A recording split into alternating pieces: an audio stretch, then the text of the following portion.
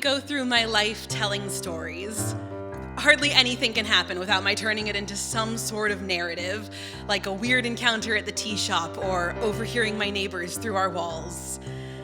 But figuring out how to tell this story hasn't been easy.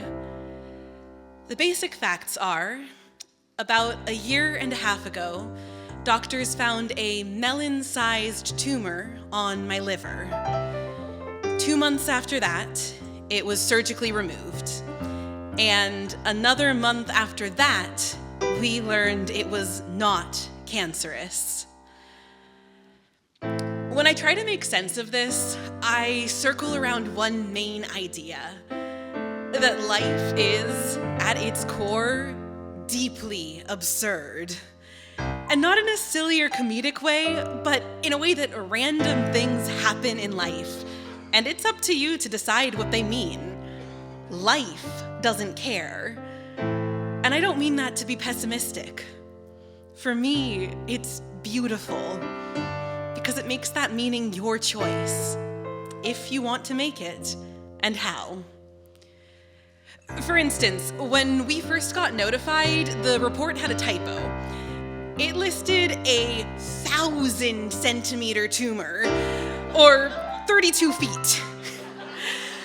That's not the size of something that fits in a human body, or even a human body.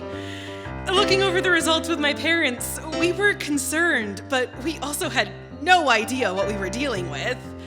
Like, a 4-inch mass on your liver, scary. A 40-foot mass? Still scary, but truly heightens the extent to which we did not know what was going on.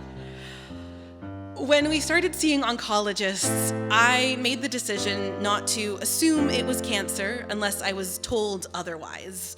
This helped me get through a lot. Not everyone in my life made the same decision, and I could feel it in the ways that we interacted. I am so grateful for everyone who showed up for me during this time, and so many people did. And I wish we could have been on the same page about the way I was choosing to make meaning in my life. As the surgery date approached, my friends in Los Angeles were living through unprecedented wildfires. One of them came up to evacuate with me right when I was prepping for my colonoscopy, and we just spent the evening playing a board game while I ran to and from the bathroom and got hot chocolate after the procedure.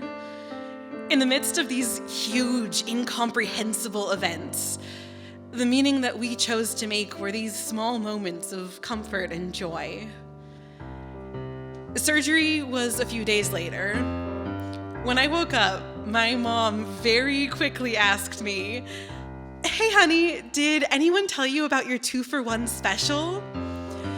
This was her way of telling me that my gallbladder had been removed along with half of my liver. Before this point, I did not know that any number of organs were going to leave my body. The doctors in the room, those treating me and the ones in my family, knew that removing a tumor meant removing some tissue. And I was just so happy to have made it through surgery that I didn't really process it at the time. But in the weeks that followed, it made me feel like I wasn't even an actor in this story. I was just there as a body to be enacted upon. The moment that I felt the most at peace with it all was when I saw my massage therapist a couple months after surgery, and he just gently held my liver and told me it felt okay. This is a weird interaction to describe, but between all the medical documents and doctors of various specialties and not knowing what organs were in my body, this was the moment that I felt the most confident about what was actually there and working.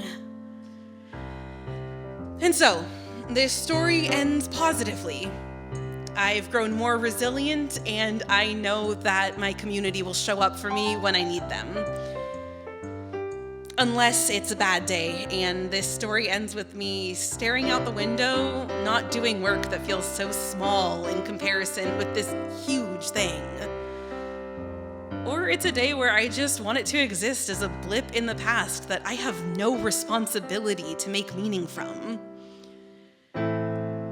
This story changes every time I tell it, and I change with it. I would love to be able to say, this is why this happened, and this is what this means. But the fact that I can't say that is also kind of the point. The meaning of it is mine to make and remake and to collage into a million different pictures. And every one of them becomes a part of me.